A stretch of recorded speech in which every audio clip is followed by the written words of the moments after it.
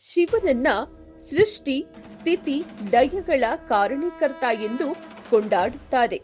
ಇಡೀ ಬ್ರಹ್ಮಾಂಡವನ್ನೇ ರಕ್ಷಿಸುವ ಪರಮಶಿವ ಧರ್ಮ ರಕ್ಷಣೆ, ಲೋಕ ರಕ್ಷಣೆಗಾಗಿ ವಿಭಿನ್ನ ಅವತಾರಗಳನ್ನ ತಾಳಿದ್ದಾನೆ. ಆ ಪೈಕಿ ವೀರಭದ್ರ ಅವತಾರವೂ ಒಂದು.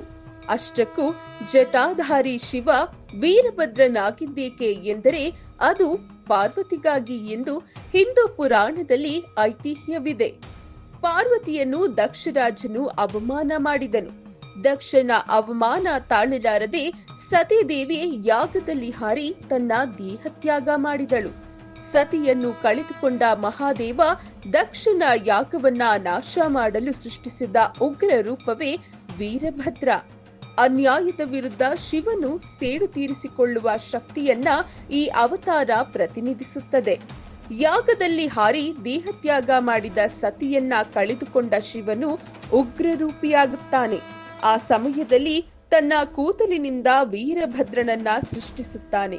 ವೀರಭದ್ರನು ದಕ್ಷನ ತಲೆಯನ್ನ ಕತ್ತರಿಸುವ ಮೂಲಕ ಸೇಡು ತೀರಿಸಿಕೊಳ್ಳುತ್ತಾನೆ. ಹೀಗೆ ಶಿವನ ವೀರಭದ್ರ ಅವತಾರ ಸೃಷ್ಟಿಯಾಗುತ್ತದೆ.